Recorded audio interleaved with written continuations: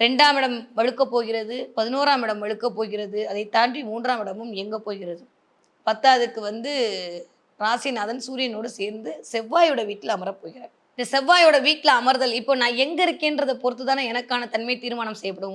உங்களுக்கும் அப்படிதானே. நீங்க எங்க இருக்கீங்கன்ற பொறுத்து தான் அது உங்களுடைய என்ன மாரி இருக்குன்றது. நீங்க ஒரு ஆள் தான். நீங்க அம்பானி வீட்ல பக்கத்துல போயஸ் கார்டன்ல வீடு வாங்குனா, நீங்க பெரிய பணக்காரர் இல்லையா? அதே கனமாப்பேட்டையில இருந்தா நீங்க வேற மாரி. அந்த மாரி எந்த இடத்துல இருக்கீங்களோ, அதுதான் தீர்மானம் செய்யப்பட போதுன்ற மாரி, கிரகங்களுக்கு எந்த வீட்ல இருக்கோ, அதோடைய ஆளுமை தானே அது வெளிப்படுத்தும்.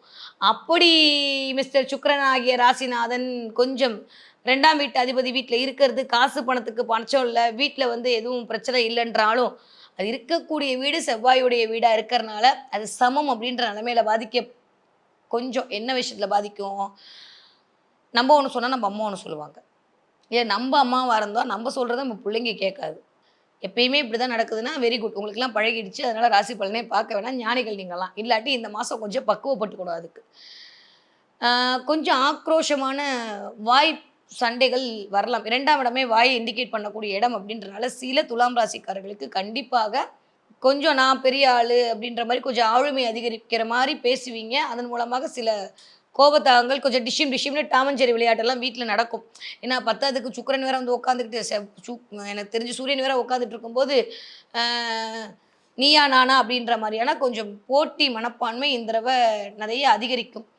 அது யாரா இருந்தாலும் சரி, "நீ சூப்பரா குழம்பு வச்சிட்டியா? நான் சூப்பரா குழம்பு வைக்கேன்." அப்படின்ற மாரி நல்லவையாக போனாலும் சரி, இல்லையா இந்த அம்மா பேசிச்சா, நான் அதுக்கு பதிலா பேசுவேன்ற மாரி இருந்தாலும் சரி, இல்ல நீங்க ஒரு விஷயம் செஞ்சுட்டீங்களா, நான் செய்றேன் பாருன்ற மாரி கொஞ்சம் போட்டி மனப்பான்மை அதிகரிக்கும். நல்லதா, கெட்டதான்றா சர்ஃப் எக்ஸல் கர நல்லது தான். எப்பயுமே கொஞ்சம் போட்டி இருந்தா தான் நம்மளால ஜெயிக்க முடியுன்றபோது, நெறைய ஜெயிப்பதற்கான வாய்ப்புகளை ஆ இந்த தருணம் உங்களுக்கு உருவாக்கி குடுக்கும். ஓகே. அதே சமயம் செவ்வாய் எல்லாமே எலும்பையும், பல்லையும் இண்டிகேட் பண்ணக்கூடிய ரொம்ப நம்ப டீப் அனலைஸ் எடுத்தோம் அப்டின்னா, இந்த தடவ துலாம் ராசிக்காரர்களுக்கு நெறைய பேருக்கு பல்ல போய் செக் பண்ணிட்டு வரது, டென்டல பார்த்துட்டு வரது, இல்ல கண்ணு போய் செக் பண்ணிட்டு வரதுக்கான வாய்ப்புகள் 80 விழுக்காடு கண்டிப்பா இருக்கு.